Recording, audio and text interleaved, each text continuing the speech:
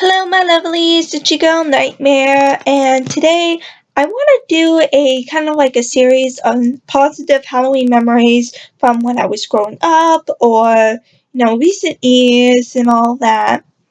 So I thought the most logical one to start with is kind of like the mother of all Halloween superstores. Now, I'm not talking about your little random pop-up shops that maybe come that like have nothing to do with Halloween or just like did they, took one little area of the mall and crammed as many crap in. I'm talking about how pretty much Spirit and Halloween City and a lot of the big Halloween pop up things kind of got their little got a little inspiration from. I am of course talking about, as you guys can already tell, Halloween Outlet in Worcester, Massachusetts. Now I was lucky that I actually grew up in Worcester, so I actually went to Halloween Outlet quite a few times. So I remember the former glory days of Halloween Outlets rather than the sad state that it is in now. Now, way back when, I am talking prior 2015, Outlet was this massive store. It was huge. Um, it was the largest Halloween store in the world, and it got some notoriety because it didn't just carry, costumes. It did props, and I mean, there was props everywhere you looked. The whole wall was covered in pops, and each year they kind of changed the pops out, so new stuff is always showing every year, and the old stuff is, kind of dressed up a little differently, and each year they did a theme. Like, one year they did a carnival theme, the other year they did, like, a haunted woods theme, or a Wizard of Oz theme. They were really creative with how they, did this did their setup. And not to mention, kind of forgot this, Halloween Outlet is actually still owned by the same family. Well, kinda. And I'll explain that towards the end of the video what I meant by kinda. So the same family still operates Halloween Outlet. Um, Unlike, in its heyday, Halloween outlets today is kind of like sad, but again, I'm gonna focus on that later on. So it was this huge Halloween superstore. You may have heard of it on Travel Channel's Most Extreme Halloween. It is on YouTube. If you can find it, just type in Halloween Outlet slash Travel Channel, whatever, and you'll probably find this. But it was this massive store to the point where each September and October things got really crazy. And one of my memories of this place was this event they had, usually the second to last or the last weekend in September, and that was the Freaky Family Fest.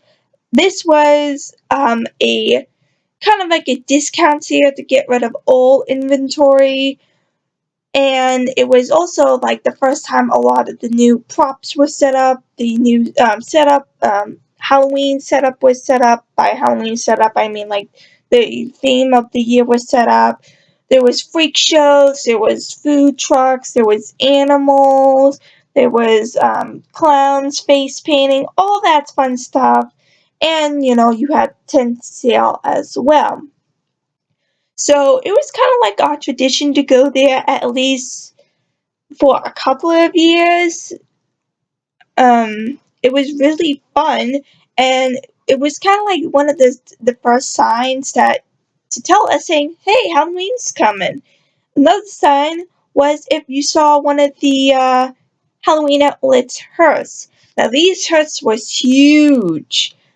They were all black, had the Halloween Outlet logo, and then on top of it was this giant Jack-in-a-Box, and it either held their mascot pumpkin or like this kind of creepy demonic Jack-in-the-Box character. It was really cool. So a lot of times we did see them going past our schoolyard, and we were like, "Oh my God, Halloween's coming! It's time, almost time for Family Freaks Fest." It was really fun. So it was kind of like our tradition. Now I didn't go into Halloween Outlet that often. I went into their kids area, which was called the boutique.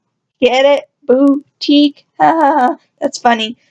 And this was where they housed the kids' costumes. It was just mostly costumes. It wasn't anything else.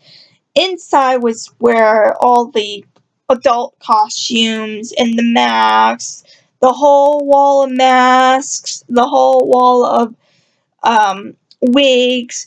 They had, party decorations. They had a whole back room dedicated to renter co- renter rental costumes. Sorry.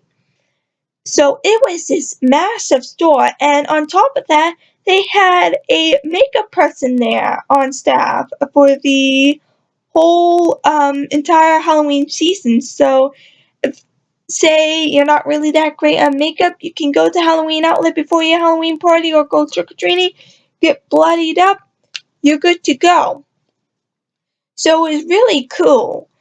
Um, and the family was really nice, and they didn't have to hold the event so many years, but that kind of went bye. The Family Freak Fest, or Freaky Family Fest, or Family Freaky Fest, or whatever it was called, later turned into the Bazaar Bazaar. That's probably it was like a bazaar, but it was a bizarre. Yeah, see, it's too confusing, and that was just really like a downgraded version of the Family Freak Fest. They still had the face painting and the balloons and like two food trucks and tent sale, but the um and but the freak show was gone. The petting zoo was gone. They also had monster trucks there, like Gravedigger and all that. That was gone. So it kind of slowly started to kind of be like, it's not even worth going there anymore. And that was the first sign of the downfall. Now, remember when I said that the place isn't as great as it used to be, or it isn't in its former glory? Well, back in 2015, so 2 years ago, they sold the majority of the building to Dollar Tree. So this once grand year-round Halloween store was condensed to this little itty bitty store. They got rid of the hearse. They didn't do like the Family Freak Fest, the bazaar, the tent sale. That was pretty much out the window. In fact, they had to downsize a lot.